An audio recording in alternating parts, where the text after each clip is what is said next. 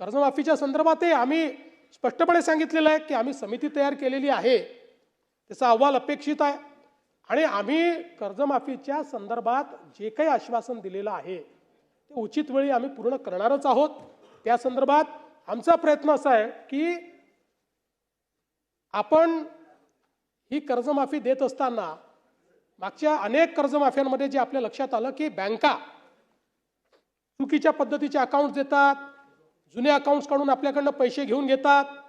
आता आपण ॲग्रीस्टॅक म्हणजे 100% शेतकऱ्यांचं आपण त्या ठिकाणी नोंदणी, त्यांच्या जमिनीची नोंदणी, त्यांच्या सातबाराचा सगळा अहवाल अशा पद्धतीनं आपण एक शेतीचा डिजिटल रेकॉर्ड तयार केलेला आहे। आता हा शेतीचा डिजिटल रेकॉर्ड आधार आणि आधार आपल्याला माहिती आहे की कर्जाचं अकाउंट आधार सीडेड आहे, अशा सगळ्या गोष्टी एकत्रित घेऊन आपल्याला या सगळ्याचा विचार करावा लागेल जेणेकरून जो खरा गरजू आहे त्याला त्या ठिकाणी कर्जमाफी मिळाली पाहिजे। आपल्याला माहिती आहे की मोठ्या प्रमाणात आपण त्या ठिकाणी खरेदी देखील केलेली आहे आणि आता मका खरेदीमध्ये आपलं टार्गेट वाढवून दिलेलं आहे। आपला प्रयत्न आहे आता धान खरेदीची टार्गेट आपण वाढवून घेतो, त्याही संदर्भात आपलं बोलणं चाललेलं आहे। एक प्रश्न विचारला की तुम्ही मागेल त्याला कृषी पंपाची घोषणा केली होती, किती लोकांना पंप दिले?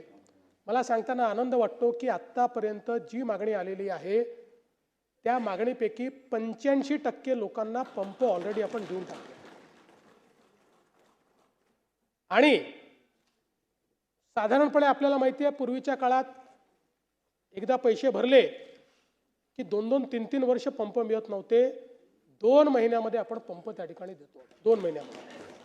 आणि आता आपली गती किती आहे तर आपण जर विचार केला तर 2004 ते 2019 15 वर्षाचा कालावधी आपण जर बघितला तर त्या 15 वर्षाच्या कालावधीमध्ये आपण 14,74,000 पंप बसवले, 14,74,000 15 वर्षाच्या कालावधीत।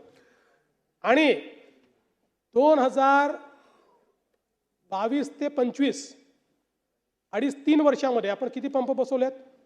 3 वर्षात बसवले 10,63,000। ते 15 वर्षात 14,74,000 आणि 3 वर्षामध्ये 4 वर्ष 3.5 वर्ष समजा 3.5 वर्षात 10,63,000। त्यामुळे आणि आपल्याला माहिती आहे आपण तर आता एका महिन्यामध्ये 50,000 पंप बसवण्याचा गिनीज बुक ऑफ वर्ल्ड रेकॉर्डमध्ये आपली नोंदणी ही त्या ठिकाणी झालेली आहे। आणि मला हे सांगितलं पाहिजे की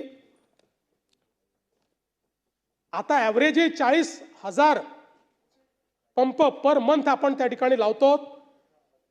MSCDCLचं टार्गेट पूर्ण झालेलं आहे, कुसुंबीचं मेडाचं 2,80,000 पंप लागलेत, फक्त 33,000 पंप हे त्या ठिकाणी बाकी आहेत।